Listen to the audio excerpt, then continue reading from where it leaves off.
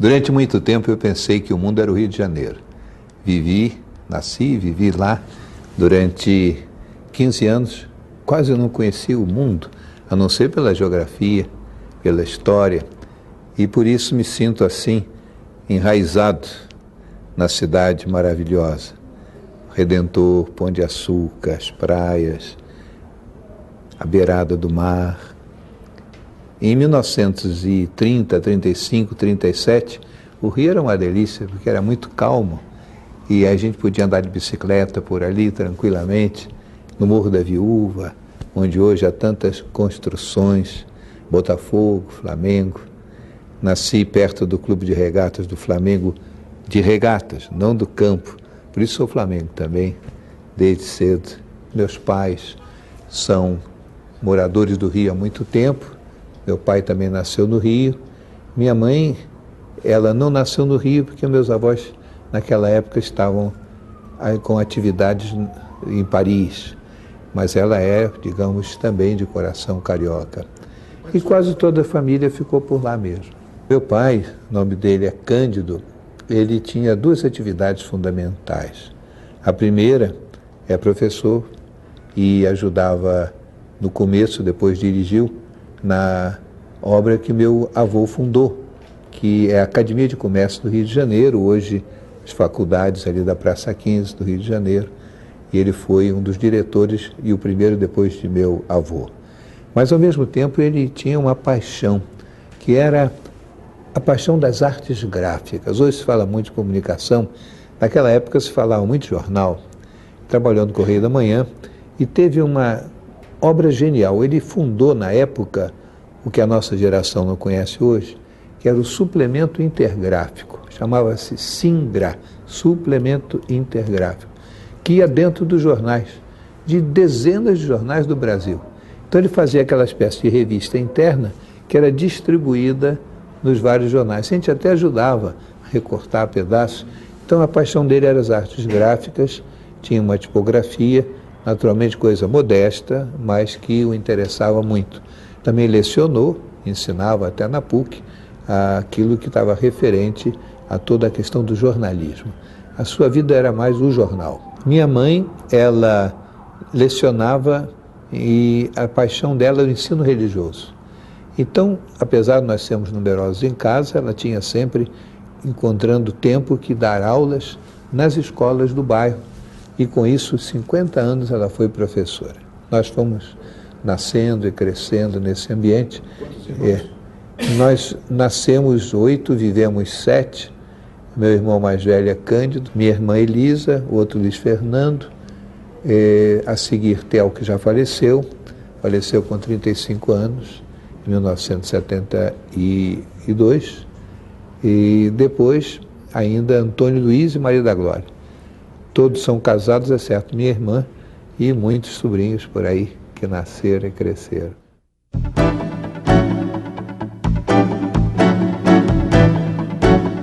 Minha mãe é uma pessoa de grande fé, não só, mas que estudou realmente teologia. Ela se formou em cultura religiosa e tinha um talento para isso. Mas que nós todos fomos sempre muito bem formados no aspecto religioso. A parte de oração, a parte de vivência, a parte de doutrina, conhecimento da Escritura. Todas as noites ela nos reunia e contava a vida de um santo, o mistério da vida do Cristo. Nós fomos, digamos assim, muito ajudados por ela. Meu pai era mais difícil sob esse ponto, mas muita fé e também muita vida assim de compromisso na comunidade local. Ela participava todo dia das atividades da Eucaristia, de modo que isso ajudou muito a minha vocação, mas ela nunca influiu. Eu represento também um grande anseio que ela sempre alimentou, de que algum filho pudesse servir a Deus mais diretamente. Minha vocação começou muito cedo, é engraçado. Tinha 6 anos de idade, nunca mudei. E me lembro perfeitamente de como resolvi essa, digamos, decisão interna, como é que ela surgiu. Era o dia, como nós sabemos hoje, ainda se chama assim, da primeira comunhão. E também na minha crisma. E me perguntaram, você vai ser o quê? Eu me lembro que então eu pude formular essa resposta de um modo claro para uma senhora muito humilde, por sinal, cozinheira, que me perguntava, dizia, você é padre aviador. Pode perguntar, mas por que aviador? Porque meu nome, sendo Luciano, era o nome de meu tio, que na guerra de 14 lutou pelo Brasil ao lado da França. E foi abatido e morreu. Então eu herdei no nome aquela expectativa de ser um pouco como ele e de poder também ser aviador. Mas eu queria ser padre. Então meu caso era ser padre aviador. E eu ouvi falar que no Alasca os padres usavam avião para ir de geleira em geleira, de esquimó em esquimó. Então o negócio era ser padre aviador. Depois o aviador deixou de acontecer e ficou o padre que era mais profundo. Mas eu não contei não, isso aqui foi uma coisa mais de dentro. E eu achava que não devia contar porque quem que ia compreender isso? Mas quando fui chegando mais para frente, aos 15, 16 anos, aí falei com minha mãe, ela até se admirou um pouco, meu pai também, mas em um mês eu entrei lá no seminário dos jesuítas. Me lembro que muitos colegas disseram, você vai e volta. Eu disse, mas nunca voltei. Fiquei aí muito feliz sempre. Você está conhecendo um homem feliz, porque realmente eu nunca tive nenhuma dúvida sobre a minha vocação. Dificuldades todos temos, meu Deus. Quem que não tem? Em qualquer setor do mundo. Jogador de futebol tem dificuldade, pode se machucar. Artista tem dificuldade, pode ter um momento difícil, padre também. Mas dúvida se ele esse caminho nunca tive. Nunca pensei em outra coisa. E digo isso com muita paz, porque foi o que me manteve assim numa sequência de decisões, às vezes difíceis, não é? Mas sempre com muita gratidão a Deus por essa coerência que Ele me deu na vocação.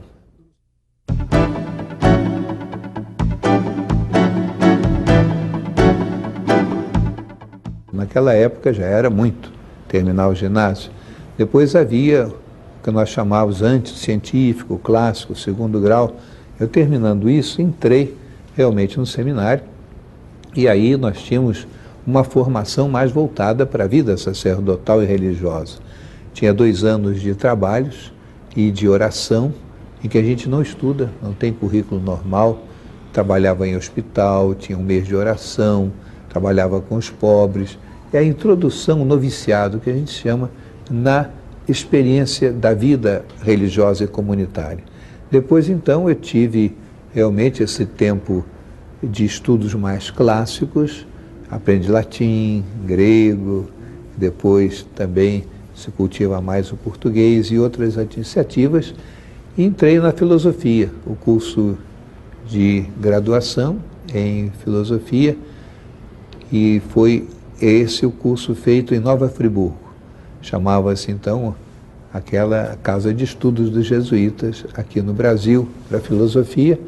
Terminado, tive 2 anos e pouco mais de trabalho de estágio em colégio, ensinando, ajudando na orientação do colégio chamado Anchieta, de Nova Friburgo.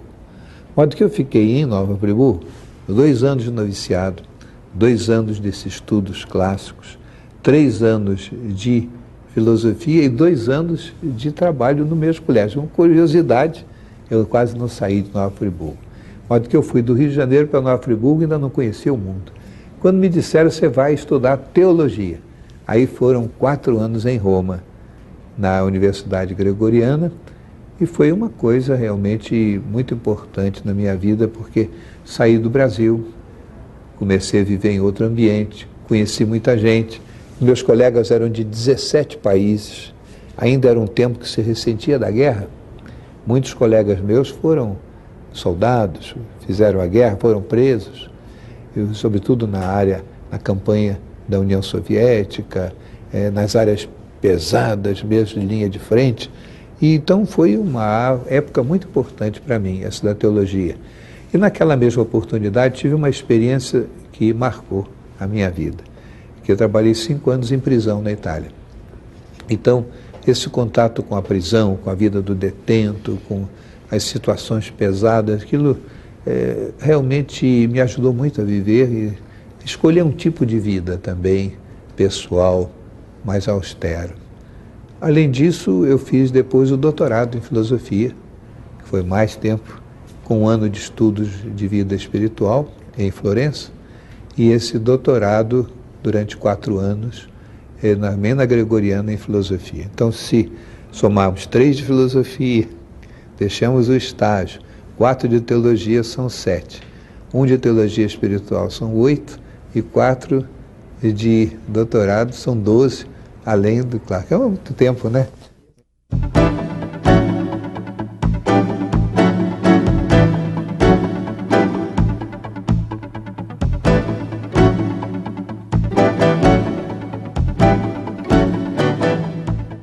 Então, terminado essa série de estudos que eu fiz porque me orientaram, eu não escolhi nenhum assim espontaneamente, mas sabia que voltaria para esse trabalho de filosofia na casa de formação e por isso levei até o fim.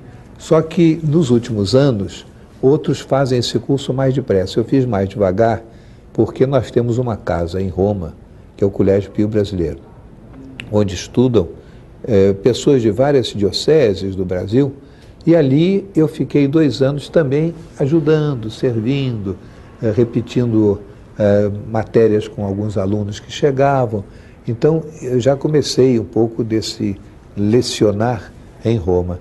E voltei para lecionar filosofia e nos lugares onde ela começou a ser assim apresentada aos alunos de formação jesuíta, primeiro em Nova Friburgo, depois em São Paulo. Eu cheguei em plena Revolução, 64. E eu segui a Revolução nos rádios da Europa, muito assustado, porque imagina um brasileiro perdido na Europa, sabendo que o Brasil estava passando por uma revolução. Mal sabia eu que, ao voltar, eu ia ter uma atividade muito ligada ao operariado e aos estudantes. Primeiro porque a faculdade essa de filosofia numa área de operários, sobretudo na zona de Perus, uma região bastante conturbada da periferia de São Paulo. E também porque naquela mesma época, já professor, mas sacerdote, eu ajudava também na capelania universitária, seja da PUC de São Paulo, seja da FEI, Faculdade de Engenharia Industrial. Então estava na força mesmo, quase, digamos assim, no olho do turbilhão, né? E ali eu acompanhei muita gente, sofri muito. Fui interrogado pelo Fleury naquela época, percorri as prisões e vivi aquele drama de ver pessoas sem liberdade, nas prisões, sem defesa às vezes. Houve muita arbitrariedade. É verdade também que houve muita grandeza moral das pessoas que resistiam e grandeza também dos grupos que se formavam de apoio. Aí, inesquecível o nome de Dom Paulo Evaristo, que era o cardeal de São Paulo, e que realmente nos deu a todos uma consciência do dever e uma presença dentro da realidade, procurando estar nos lugares mais difíceis. Me lembro quando às vezes saía de carro levando alguém dentro do carro para uma fazenda para escapar de uma situação difícil. Claro, são tempos passados, mas também inesquecíveis, né? Não é uma coisa só de palavras, houve realmente sofrimento. O maior sofrimento, a meu ver, foi de Dom Helder, quando ele viu que mataram e assassinaram e torturaram o Padre Henrique, que era o grande colaborador dele. Não atingindo Dom Helder, atingiram o Padre Henrique. E nós sabemos quantos padres sofreram no Brasil.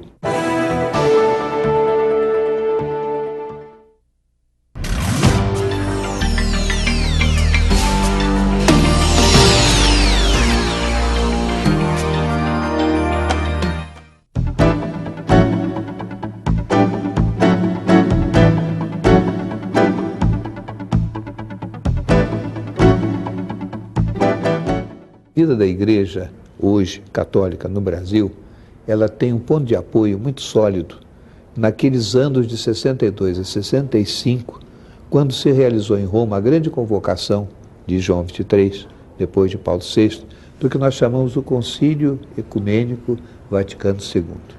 Aí a igreja teve o grande diálogo dela mesma e abertura de diálogo com as outras realidades, seja o mundo na sua fisionomia de totalidade, seja os grupos religiosos diferentes. Então, daí, de 65 para frente, vai havendo uma assimilação profunda de todas essas grandes, digamos, tomadas de posição. Em 68, realiza-se Medellín, que foi uma coisa notável no mundo, porque o único lugar do mundo onde houve uma reflexão sobre o concílio de modo inculturado foi na América Latina. E aí que, em Medellín, na Colômbia, realiza-se, em 68, esse tipo de convocação, onde esteve Dom Helder, Dom Eugênio e Dom, por exemplo, Eduardo Pirônio e outros, Dom Avelar, que era presidente da CNBB, convocam os bispos por representação, mas os bispos de todos os países da América Latina, incluindo até o México, para fazer um repensamento e uma aplicação do Concílio Vaticano II. Isso teve o nome de Segunda Conferência Episcopal, porque a primeira foi em 55 no Rio, mas outro contexto. A Segunda Conferência Episcopal Latino-Americana, na cidade, então, de Medellín, na Colômbia. 10 anos mais tarde, foi convocada uma nova reunião, terceira, que era no México, Puebla de Los Ángeles, em México, e seria presidida por Paulo VI, que falece. Aí vem João Paulo I, que falece, e sobe João Paulo II, que aceita, e vem a Puebla de Los Ángeles. Então, essa reunião de Puebla, ela foi muito preparada, daí a verdade dessa pergunta sobre a preparação, não é? Porque em 4 lugares do continente, concretamente países andinos, depois países do Caribe ali, a parte continental da América Central e o Sul, chamado Cono Sul, Cone do Sul, foram focos de preparação. E nessa época, então, em 78, houve uma intensíssima convocação de leigos, de padres, de religiosos para estudar as temáticas fundamentais de Puebla. De modo que Puebla hoje tem uma literatura, são muitos livros de preparação. Grande pergunta, quando Puebla se realiza? Então, em janeiro de 79, com a presença do Papa João Paulo II, tudo aquilo estava muito mastigado, muito preparado. E a elaboração do documento de Puebla foi mais fácil. Foi uma elaboração, digamos assim, muito participativa. E também chegou-se a um consenso, tanto que Puebla se irradiou pelo continente inteiro. Fato não acontecido na Europa, que teria muito mais condição de aproveitar essa reflexão do Concílio Vaticano. E então o tema de Medellín foi o Vaticano II. E o tema de Puebla foi a grande palavra de Paulo VI, em 75, chamada Evangelho Nunciante, quer dizer, evangelização do mundo contemporâneo. O que fez que fosse acontecendo um amadurecimento na entidade da CNBB para que entendesse a evangelização com um compromisso de transformação social? Isso é uma pergunta muito importante que a gente pode sempre se fazer. Eu creio que é a contemplação do Cristo que nos leva a isso. Porque Jesus Cristo, sim, falava do Pai e nos colocava no dinamismo de uma vivência de fraternidade. Mas também ele é o bom samaritano, que vai ao encontro da pessoa caída e é aquele que sempre defendeu os mais necessitados, a criança, a mulher excluída, o estrangeiro. Então, a meditação do Evangelho nos leva a esse compromisso. Tanto é verdade que nos 3 grandes momentos da América Latina, Medellín, Puebla e Santo Domingo, há uma espécie de fio condutor que é o que nós chamamos a promoção humana, enquanto que a evangelização inclui a promoção humana. E assim, tanto Dom Aloísio como Dom Ivo, depois que o substituiu sendo antes secretário, mas como a caminhada da igreja, imaginemos bispos como Dom Fernando em Goiânia, Dom Paulo em São Paulo, Dom Avelar em Salvador, Dom Helder, não é? São pessoas que marcam a história do Brasil exatamente pela sua fé, pelo exercício do seu pastoreio e pelo compromisso com o povo.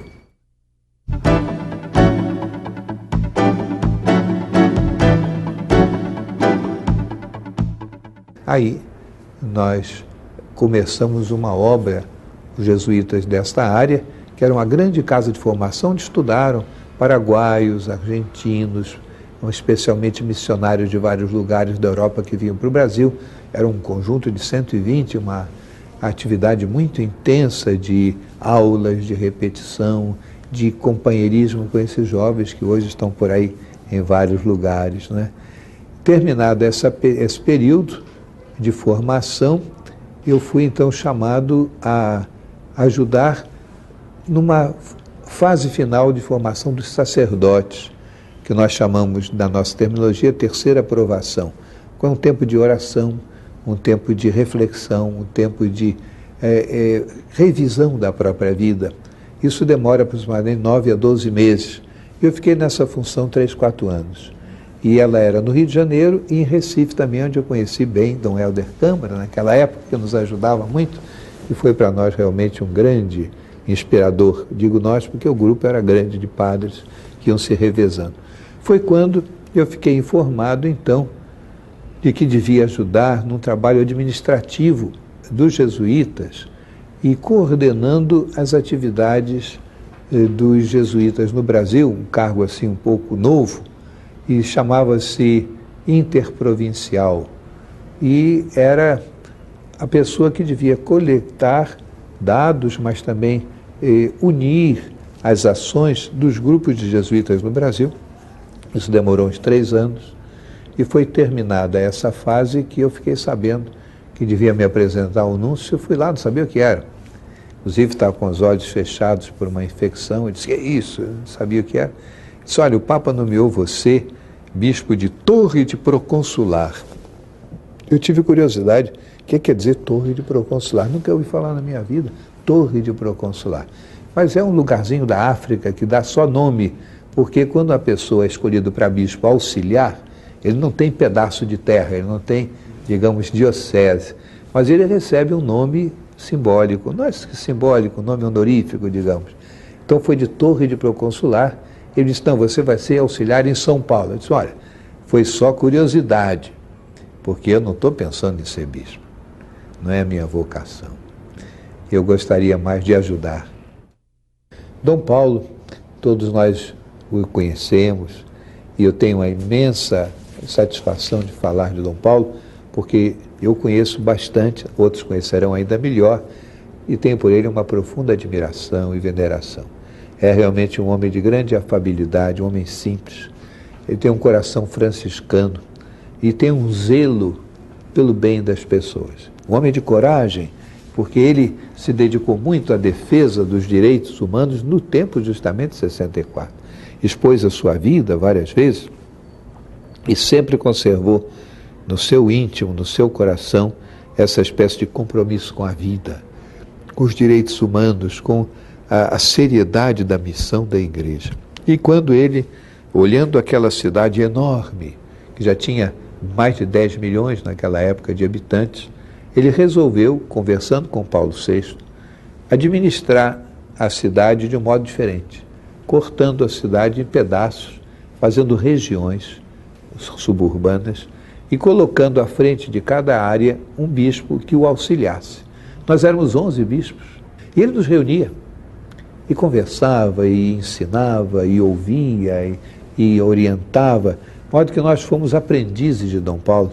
Eu fui durante 12 anos nessas reuniões constantes. Então tenho por ele uma grande admiração e devo a ele também essa escolha para ser bispo, porque foi naquele momento que ele dividiu a cidade que abriu-se, digamos assim, possibilidade de novos bispos. E aí fui escolhido sem nenhum merecimento, mas naturalmente me lembrando de tudo que isso significou. Esse tempo em São Paulo foi um tempo difícil, como nós víamos antes, porque coincidiu. 76 ainda era o fim do governo militar, pelo menos em certas dimensões, por exemplo, nas publicações, liberdade de expressão, pessoas ainda presas, e, digamos, um pouco de sectarismo, pobreza do povo, anseio de democracia, tudo isso fervilhava as comunidades das áreas de periferia, né?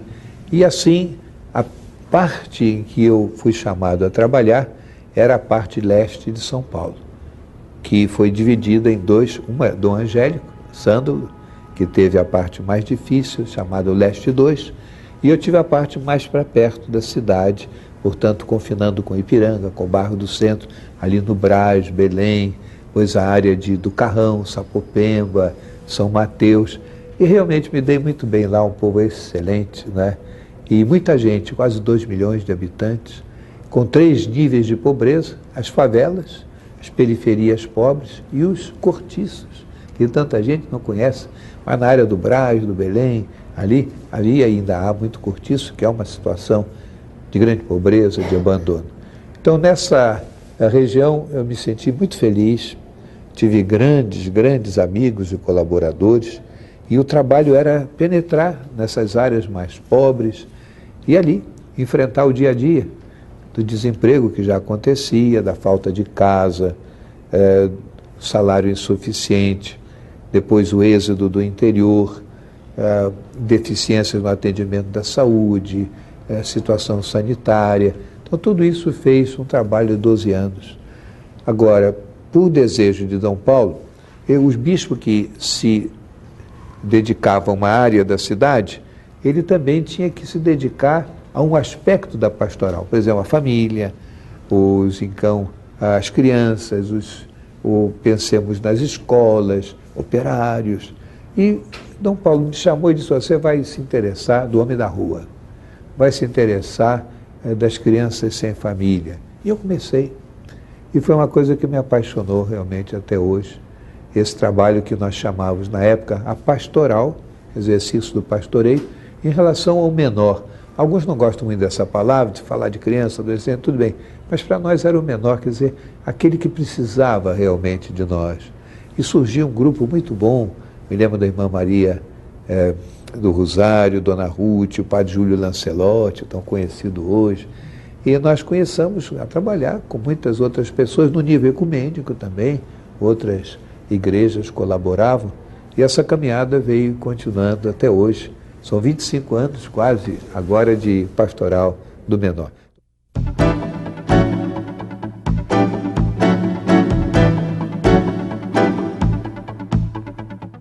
É fácil explicar por que um bispo inexperiente como eu era, de repente foi escolhido para uma conferência que crescia muito, a Conferência dos Bispos do Brasil, porque antes ela funcionava no Rio de Janeiro. Justamente naqueles anos ela passou para Brasília. Então havia necessidade de construir casa, de ambientar, de rearticular a conferência. E eu estava voltando de Puebla, mas em Puebla, de que falávamos há pouco, aquela reunião da Conferência Episcopal, segunda, em 79, fevereiro, eu fui chamado a secretariar um pouco, a trabalhar na coordenação. Então, quando voltei ao Brasil, era o momento da divulgação de Puebla, de fazer que Puebla penetrasse nas dioceses, nas comunidades. E o fato de ter ajudado na articulação de Puebla, talvez inspirou, naquela época de eleição, a continuar esse trabalho já dentro da conferência. Pode que foi uma eleição um pouco induzida pela atividade de Puebla. E aí fiquei ao lado de Dom Ivo, também de Dom Clemente, que era vice-presidente, Dom Benedito, vice-presidente depois Dom Paulo Ponte e finalmente Dom Serafim. Sempre fomos muito ligados entre nós nessa direção da CNBB. Foram tempos muito belos, porque tempos de grande luta.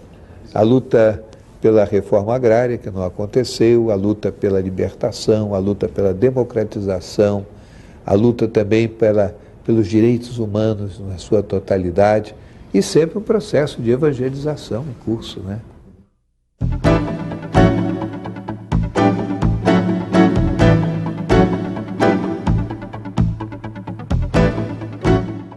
Essa história, graças a Deus, ela vai sendo mais conhecida. E há pessoas que têm dedicado muito de si a compor essa história.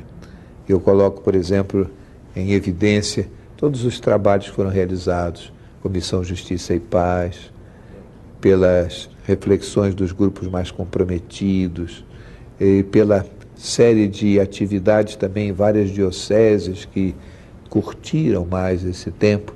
E, evidentemente, a CNBB tem a sua história. Tudo é muito arquivado. Outro dia eu fui à CNBB, queria encontrar alguma coisa sobre a prisão dos padres franceses, e estava lá, tudo muito organizado, de modo que é possível um dia escrever a história desse período.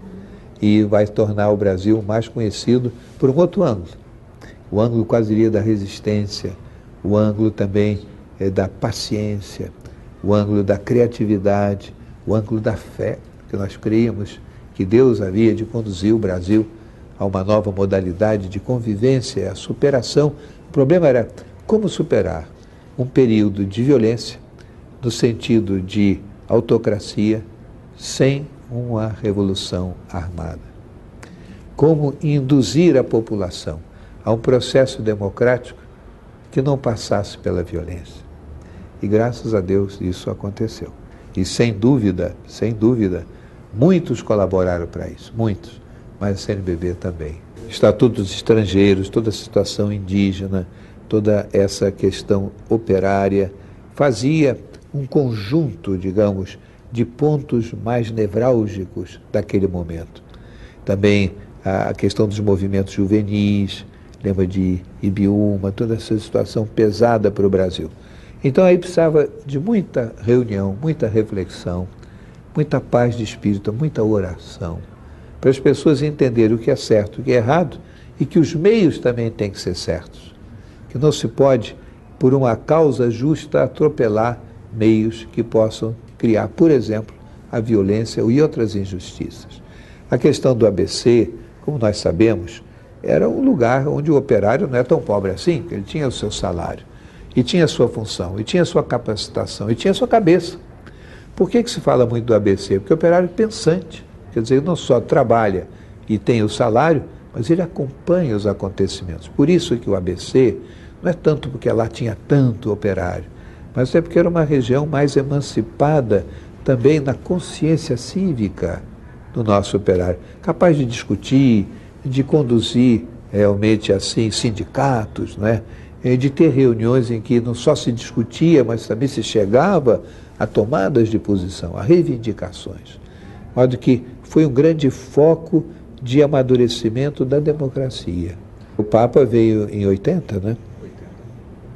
Em todo caso, a pessoa do Papa influenciou muito, porque, mesmo sem visita, já é uma época de difusão de comunicações, notícias, rádio, televisão.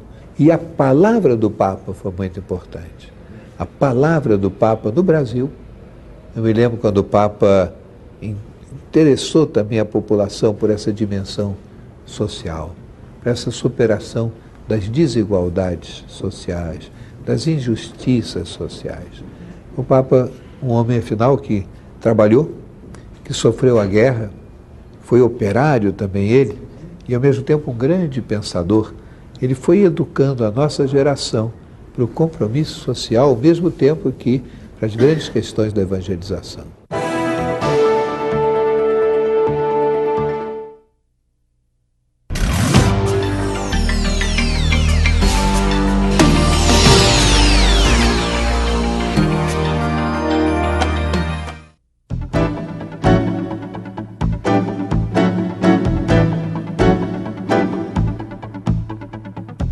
Eu era bispo auxiliar, numa conferência que já na época tinha 250, 260 bispos, arcebispos, bispos residenciais, cardeais, de modo que foi uma escolha assim um pouco estranha, porque com tanta gente importante, capaz, de repente escolher um bispo auxiliar de São Paulo, eu fiquei muito admirado, até nem acreditei muito. A verdade é que houve uma transição natural. E a explicação ela é quase metodológica, porque Dom Ivo era secretário e ficou presidente. Depois, e ficou por 8 anos também, suportando um secretário que fui eu. Quando chegou o momento da eleição, alguns achavam que haveria uma linha de continuidade na própria articulação da CNBB se o secretário passasse a presidente. Mas, naquele momento, não se percebeu tanto que eu era bispo auxiliar. Isso criou um impasse canônico. Porque quando a notícia chegou a Roma, disseram, mas como um bispo auxiliar presidente? Alguma coisa aí não bate certo.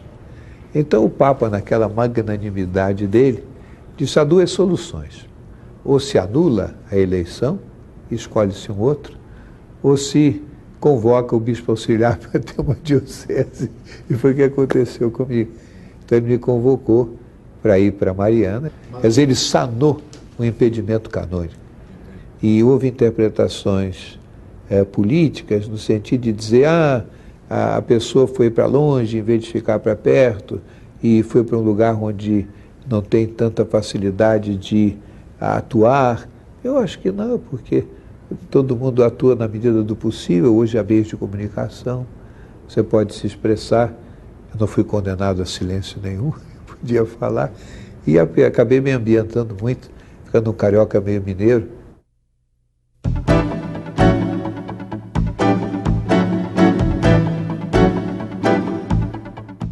A ação da igreja é uma ação ética, não é tanto uma ação política, é uma ação ética. Então, na Constituinte, estavam em questão não só as redações das leis, mas os princípios. Princípios fundamentais da liberdade, da democracia, respeito à liberdade religiosa, grandes questões temáticas. Então, é claro que a igreja devia oferecer sua contribuição.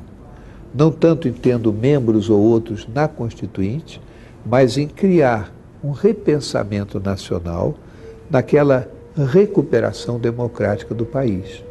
Nós estamos saindo de um poder unificado, dominador, militar, que teve também seus benefícios. Não vamos esquecer, porque podemos ser severos demais com essa época, mas temos que reconhecer que a passagem à democracia não é só mudar o autoritário no mais aberto, mas é oferecer valores para que as pessoas possam se administrar e o país possa ele ser administrado na base de princípios.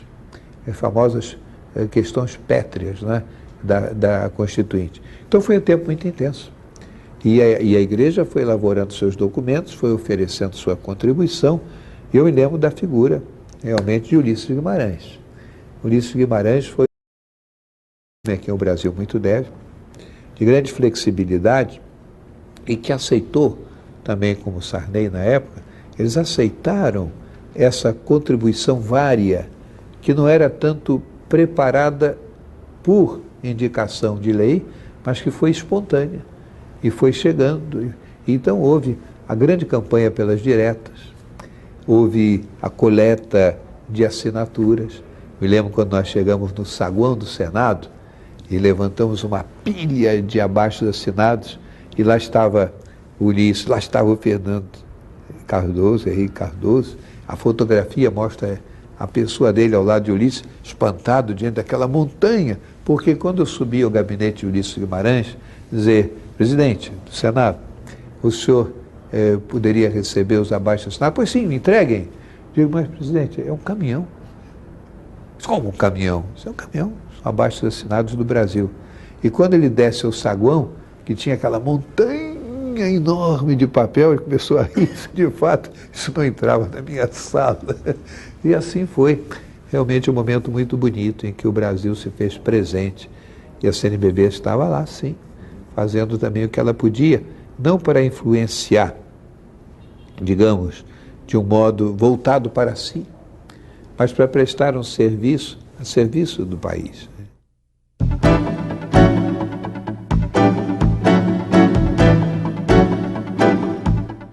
Nós temos a afirmação da reconhecimento da dignidade dos direitos indígenas e, por outro lado, uma com fundamento econômico para ir a áreas indígenas que eram ricas, porque houve o sobrepovoamento do Brasil e a determinação dos terrenos mais ricos em jazidas, feitos pela NASA, e isso levantou a vontade, sim, a vontade de ocupar esses terrenos para a exploração desses minérios. Resultado, houve uma argumentação também da área militar de que isso era necessário, porque isso podia ser, inclusive, ocupado por outras pessoas, melhor que os brasileiros ocupassem. E a ocupação de garimpagem e de firmas podia consolidar as fronteiras nacionais. E os índios que se adaptassem. Não é que se quisesse acabar com a cultura, mas que se adaptassem para um bem maior. Mas, de fato, ali o que havia era um grande fator econômico. Que o elemento fundamental era realmente salvaguardar a cultura e a vida das populações indígenas. E o elemento complicador era o fator econômico, de ocupar terras indígenas, não tanto para desenvolver só o Brasil, mas para dar condições de exploração a firmas, inclusive estrangeiras. Então é claro que nesse momento, quando a coisa veio à gala e se tornou mais evidente, havia que defender as populações indígenas. E nessa oportunidade, eu não sei até hoje por quê, mas algumas pessoas do estado de São Paulo, acredito até que um grupo, começou a colocar quase que diariamente uma série de matérias na página importante, mostrando que esses índios estavam sendo razão de o Brasil perder a sua identidade, porque eles iam formar uma espécie de grande aldeia que podia ter a sua independência cultural, por exemplo, os Yanomami, na área de Roraima, do Monte da Fumaça, tudo, né? E nesses artigos apareceram como manchete essas questões de defesa nacional, doutrina de segurança nacional, que o Brasil precisava defender suas fronteiras e ocupar suas fronteiras e, por isso, ia desalojar índios. Nós entendemos isso, só que, estudando, examinando, começamos a ver que havia inverdades nas argumentações, inverdades induzidas e provocadas e divulgadas. Então foi necessário abrir realmente o coração e mostrar essas inverdades. E esse tempo foi muito importante porque tudo isso está documentado, tudo isso, digamos, foi apresentado no Senado, na Câmara, e desde então as populações indígenas foram se associando na UNE, a grande União Indígena, né, nacional, e em que eles são os que defendem seus próprios direitos.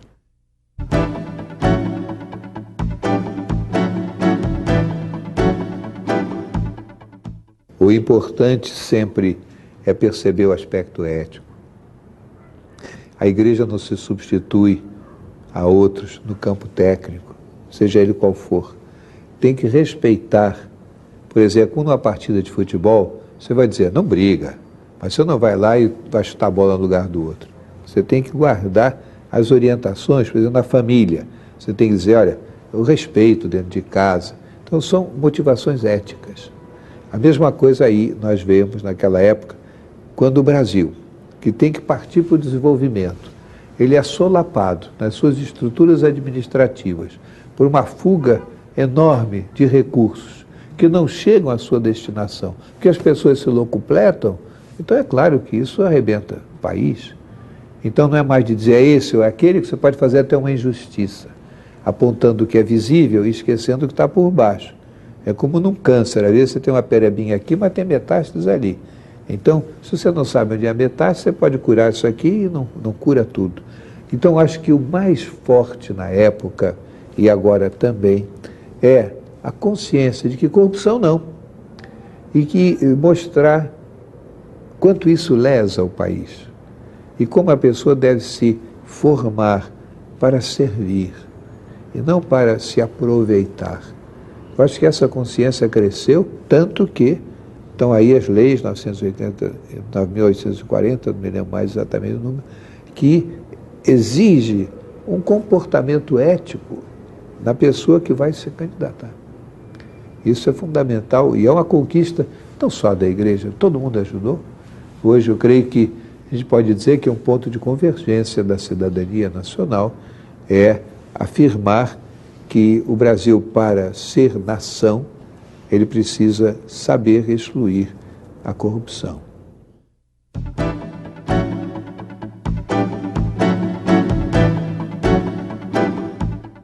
Sempre fui contra, é um campo ético ou é um campo político?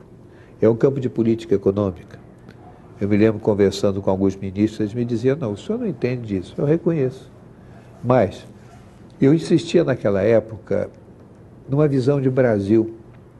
Não quer dizer que alguma coisa não possa ser privatizada. Isso aí precisa ver o que convém e o que não convém. Mas privatização da Vale, por exemplo, me custou muito. Porque eu aprendi a admirar a Vale com todas as suas iniciativas, o grupo que administrava vinha de baixo, eles eram digamos assim, formados pelo próprio trabalho, tinham um idealismo muito grande, patriótico. Eu não nego que os outros possam ter também, mas era uma bandeira, era um ícone do Brasil. E mostrar como o Brasil se organizava também nessa parte e com benefício para a própria população. Por outro lado, as privatizações não foram privatizações nacionais. Elas trouxeram capital de fora em alguns lugares. Basta ver a questão da comunicação. Capital italiano, capital japonês, espanhol, os bancos também. Tudo isso tem que ter uma medida, porque senão o Brasil deixa de ser Brasil. E agora com todos os transgênicos, por exemplo, é importante que a gente tenha a capacidade de abrir espaço para transações econômicas, mas sempre guardando outros valores, que são às vezes, e muitas vezes também, maiores. Então a soberania do Brasil, a capacidade de autodecisão, uma, digamos assim, possibilidade de formar o seu perfil, seu próprio perfil econômico, eu acho que devia ter sido mais trabalhada a privatização, por exemplo, da Vale. Ela podia ter sido mais discutida, podia ter sido levada, digamos, a fazer falar pessoas que eram contra com a mesma publicidade. Eles se reuniam em salas, não tinha a publicidade que teve nas grandes decisões. E aquela também, aquele fechamento de decisão, que afinal foi por pouco dinheiro, pelo que dizem os técnicos, que benefício trouxe para o Brasil? Isso tudo acho que tinha que ser melhor avaliado. E não pense que eu estou me arrogando direitos de técnico na área, não é isso.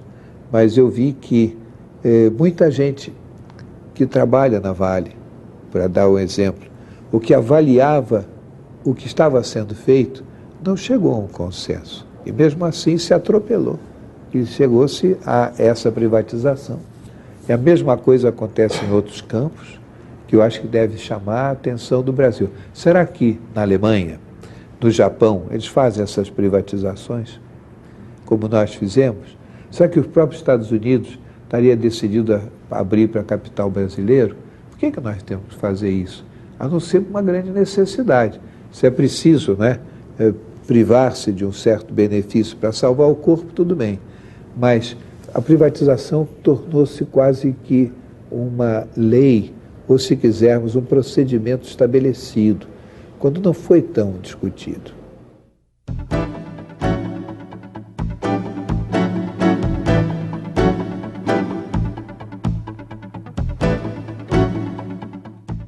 A chave de leitura é poder. No entanto, eu penso que a melhor chave de leitura é missão. Você está aí para fazer o quê? E para isso você tem poder.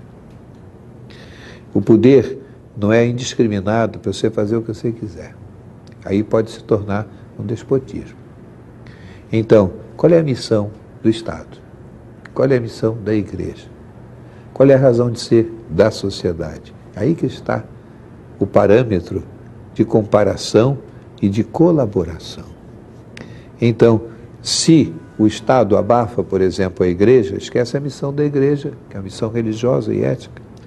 Se a Igreja ocupa o papel do Estado, ela deteriora a prioridade da sua missão, que é a religiosa, e vai entrar no campo técnico. Então é preciso restabelecer com clareza qual é a missão. E a missão está ligada à natureza das instituições. E que a Igreja ela tem a sua missão, vem do seu fundador, Jesus Cristo, não é, que veio a atuar na história para divulgar, proclamar os valores que nós chamamos do reino de Deus.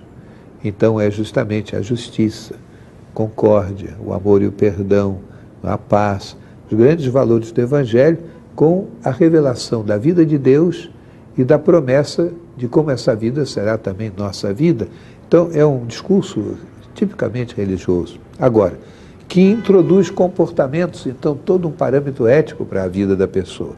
E a Igreja existe para isso. Ela existe para ser sal, luz, fermento, no grande seio da sociedade. Ela não existe para mandar dos outros, mas ela tem o direito e deve ser respeitado, de cumprir a sua missão, fazendo que as pessoas tenham acesso à grande pregação de Jesus Cristo. Quando a igreja intervém muito no Estado, ela exorbita, a não ser que ela esteja lembrando valores éticos. E quando o Estado intervém muito na igreja, por exemplo, limitando as suas oportunidades de serviço, ele também está impedindo a igreja de cumprir a sua missão. Agora, é um fator que nós não podemos esquecer. A gente fala de igreja e Estado. Eu creio que hoje a gente deve valorizar muito a sociedade, porque o Estado é um produto da sociedade. Ele não pode mandar na sociedade, a sociedade que manda no Estado. Então, a primeira coisa é respeitar a autoridade, a dignidade das pessoas e fazer que elas participem na escolha dos seus representantes e elas participem na condução do exercício de poder dos seus representantes. Porque se o Estado ele é dirigido por um governo que se cria e se concede autonomia e quase que direito de legislar o que quiser, imagine certos poderes despóticos que nós tivemos até na América Latina, quando se usa do poder para impor a sua posição, é claro que a sociedade fica completamente esmagada. Então, na medida em que nós relativizarmos o Estado e ampliarmos a compreensão da sociedade, nós vamos ter uma interlocução muito mais fácil com a igreja. Que a igreja já está permeada dentro da sociedade. Ela não é governo, mas ela é realmente participante e atuante da sociedade. Então, ela pode se manifestar, participar dos conselhos, ela pode oferecer seus valores. É muito mais fácil relacionar a igreja e sociedade.